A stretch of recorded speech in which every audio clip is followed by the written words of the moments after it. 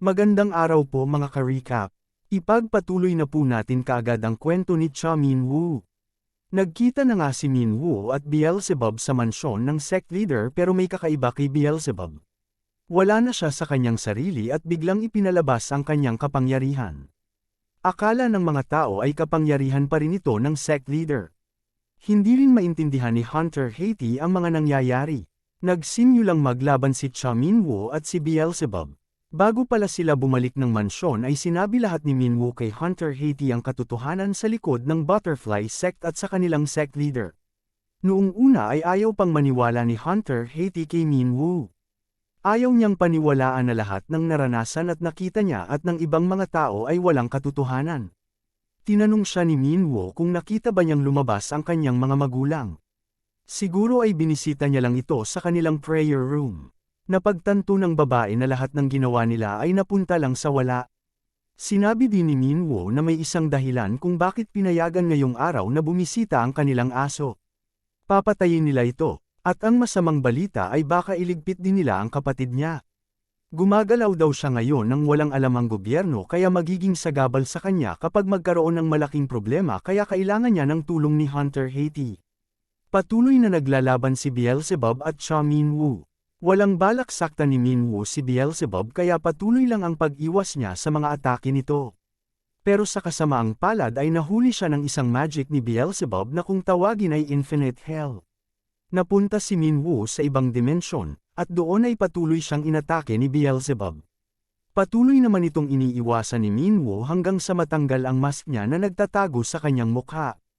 Habang ginagawa ito ni Beelzebub ay wala siyang kaalam-alam at nasa ilalim pa rin ng isang magic. Akala niya ay siya pa rin ang boss ng Tower of Abyss. Naaalala daw niya na parang nasa isa siyang lugar ng kulto dahil kay Baphomet. Pero ngayon ay bumalik siya sa pagiging boss ng tower. Nagulat siya nang makitang dumating si Baphomet sa kanyang palapag. Inakala ni Beelzebub na siya ay nakaranas ng regression at bumalik sa nakaraan katulad sa mga nobelang nababasa niya. Hindi niya mapigilan ang tumawa ng malakas. Akala niya ay makakabawi na siya kay Baphomet. Sa pagkakataong ito ay hindi na daw siya matatalo. Patuloy niyang inatake si Baphomet. Inilabas naman ni Min-woo ang kanyang sandata galing sa inventory. At sa isang sandali ay tila nabasag ang dimensyon na binuo ni Beelzebub. Nakita ng sect leader ang tunay na mukha ni Min-woo. Walang tigil pa rin ang laban ni Min-woo at Beelzebub. Ngayon naman ay nagpalabas ng ice wall si Beelzebub at pinaulanan ng yelo si Min-woo. Nasasangga niya naman ito at nabasag ang napakalaking yelo. Gumamit na din ng kuryente si Beelzebub pero di pa rin niya matamaan si Baphomet. Nagtatanong siya sa sarili kung bakit. Bakit naiiwasan itong lahat ni Baphomet? Kahit nga nag-regress na daw siya. Si Baphomet ay si Baphomet pa rin kahit anong mangyari. Tatapusin niya na ito habang maaga pa. Ginamit ni Beelzebub ang isa sa mga ultimate skill niya. Ultimate Space Vision Magic. Hellflies. Nag-summon si Beelzebub ng napakaraming sundalo. Sabay-sabay nitong inatake si Baphomet. Pero biglang tumigil ang lahat nang tinanong ni Baphomet si Beelzebub. Bakit daw namatay ang ice cream? Napahinto si Beelzebub at nalito sa tanong ni Baphomet. Tinanong siya ulit ni Cha Min-woo. Bakit daw namatay ang ice cream? Unti-unting napapaisip si Beelzebub sa sagot. Hanggang sa sinabi ni Cha Min-woo na dahil daw nasagasaan ng sasakyan. Bago pala nangyari ang lahat ay nakapag-usap pa si Min-woo at Beelzebub.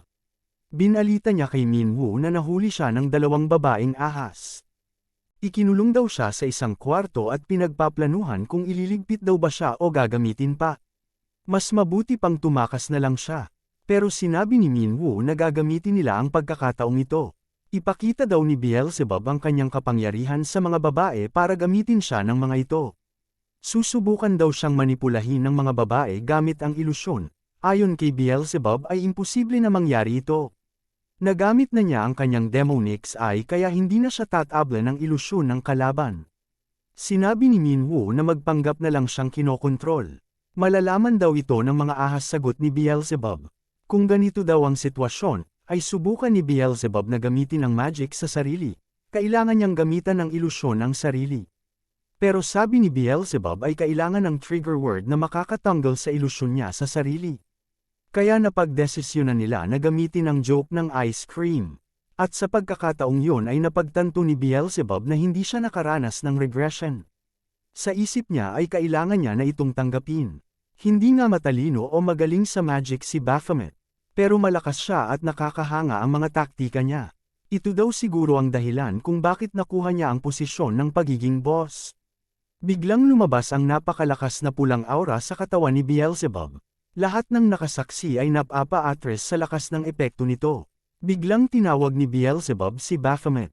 Sinabi niya na ang pinanggangalingan ng lakas ng bastardong sect leader ay nasa ilalim ng kinakatayuan nila. Biglang binasag ni Beelzebub ang kinakatayuan nila at lumindol ng napakalakas. Nahulog si Baphomet pero doon ay nakita niya ang isang orb na umiilaw. Ito yata ang sinasabi ni Beelzebub na pinanggagalingan ng lakas ng sect leader.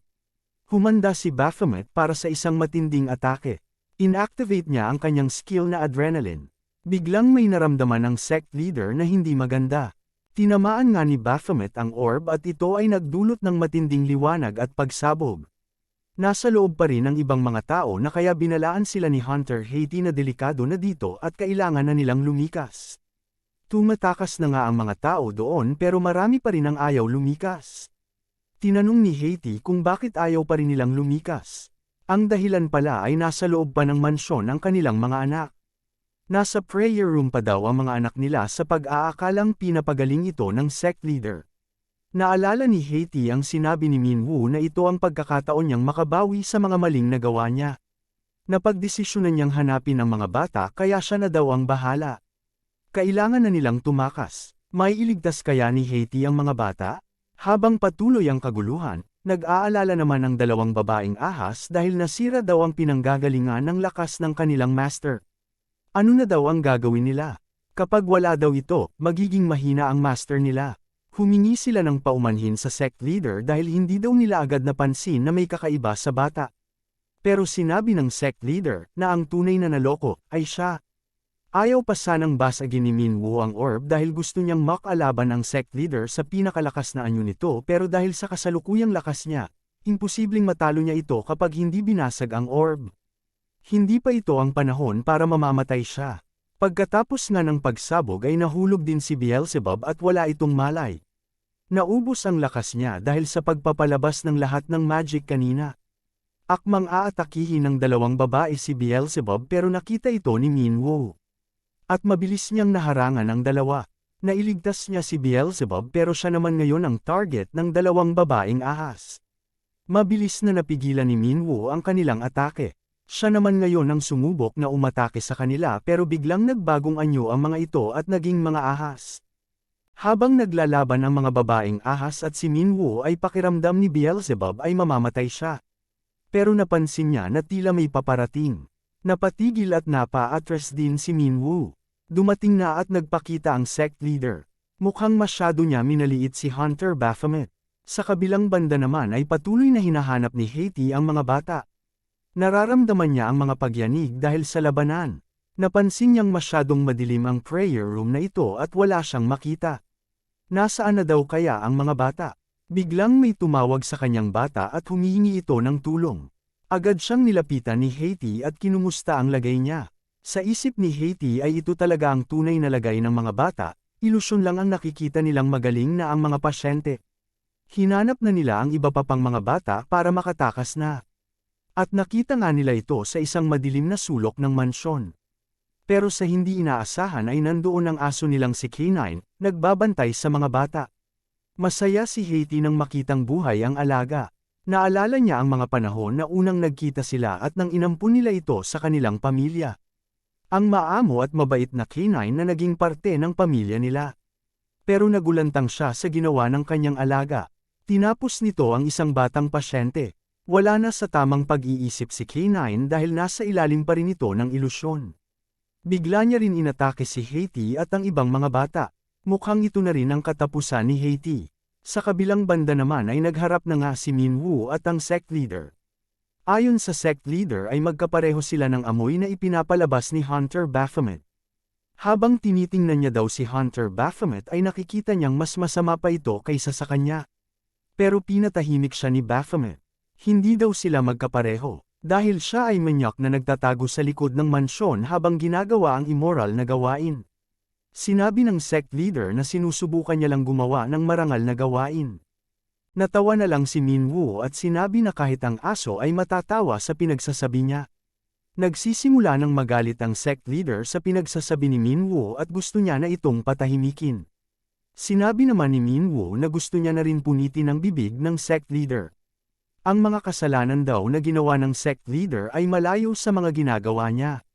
Ipapakita daw ni Minwoo ang pinagkaiba nilang dalawa. Inatake niya ang sect leader pero biglang lumabas ang asong si K9 at prinotektahan ang sect leader. Biglang may tumawag kay Cha Minwoo. Ito ay ang dugo ang si Hunter Haiti. Hiniling niya kay Hunter Baphomet na kung maaring patayin niya si K9. Dahil daw sa kanyang kasakiman ay maraming tao ang nadamay. Ito na ang panahon para tuldukan ito. Nakiusap siyang patayin si K9 nang matapos na ang paghihirap nito. At nang makalaya na siya sa malupit na mundo. Sunod-sunod na inatake ng aso si Minwoo. Masyado itong malakas para labanan ng harapan. Matalino din makipaglaban ng asong ito at ginagamit ang mga bagay sa paligid. Sinubukang saksakin ni Minwoo ang aso sa likod pero hindi ito naging epektibo dahil sa unique skill ni K9. Ang Shadow Shield. Biglang ginamit ni K9 ang kanyang skill na Shadow Thorn Arrows. Mabilis na pinigilan ito ni Minwoo pero mabilis din na umataking muli ang aso. Unti-unting nababasag ang kanyang spear na siyang kinabahala ni Minwoo. Naalala niyang babayaran niya ito ng mahal kapag nasira. At tuluyan nang nasira ang sandata niya at nataman siya ng matinding atake ng aso. Tumalsik siya ng sobrang layo at lumusat sa mga pader.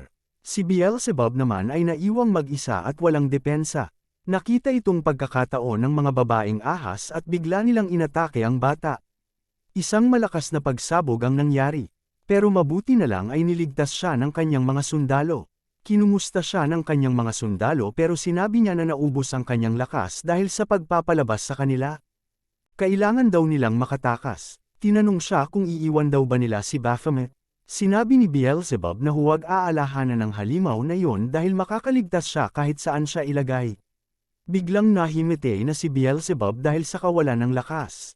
Nagpanak na ang kanyang mga sundalo at tuluyan ng tumakas. Ang sect leader naman ay hindi kumbinsido na napabagsak na ng aso si Hunter Baphomet kaya patuloy itong nag-obserba. At ganoon na nga, nilapitan ng aso si Minwoo sa pag-aakalang inuutos pa rin ito sa kanya ni Haiti. Inaakala ng aso na kailangan niya itong gawin para makasama niyang muli ang pamilya. Inatake niyang muli si Minwoo sa utos ni Haiti sa kanyang ilusyon. Pero biglang bumangon si Minwoo at sinuntok ang aso. Tumilapon ito sa lakas ng pagkakasuntok ni Minwoo. Sinabi ni Cha Minwoo na kung wala siyang mahawakang sandata, ay gagamitin niya mismo ang kanyang kamao. Papatumbahin niya ang asong ito. Handa ring lumaban ng aso sa kanya pero biglang sinuntok ni Minwoo ang aso sa ulo. Pinaulanan ni Minwoo ng malalakas na suntok at sipa ang aso pero tila parang wala lang ito sa kanya. Ipinagpatuloy niya lang ito sa pag-aakalang babagsak din ito dahil sa mga natanggap na pinsala sa katawan. Pero biglang inactivate ulit ng aso ang kanyang skill, Shadow Forest. Mas naging mabilis at ang aso matapos ma-activate ang skill. Hindi na maiwasan ni Minwoo ang makatanggap ng sugat dahil sa mga kalmo ng aso. Mabilis niyang inaatake si Minwoo at napupuno na ng sugat ang katawan niya. Sa isip ni Minwoo ay kapag nagpatuloy ito, siguradong mawawalan siya ng braso. Ginamit ulit ni Baphomet ang skill niyang Adrenaline. At sinabayan niya ito ng isa pang skill. Ang target. Nagsagupaan na ang dalawa. Sinabi ni Minwoo na kailangan na nilang tapusin ito. Unti-unting lumalabas ang apoy sa kamay ni Baphomet. Ginamit niyang muli ang kanyang unique skill. Ang Giga Blaze. Malakas na pagsabog ang nangyari dahil sa segupaang yon. Unti-unting nasusunog ang aso dahil sa Giga Blaze. Naaalala niya ang mga magulang na kumapkup sa kanya, ang lalaking Hunter, at si Hunter Haiti. Pero sa kasamaang palad, hindi inaasahan ni Minwoo ang mangyayari. Naputol ang kanyang kaliwang braso at nakagat ang buong katawan niya. Makakaligtas pa kaya si Cha Minwoo o ito na ang katapusan niya? Alamin po natin yan bukas mga ka-recap sa susunod na mga kabanata. Maraming salamat po sa panunood at sana po ay nagustuhan ninyo. Please like our videos po and also subscribe to our channel. See you soon. Bye!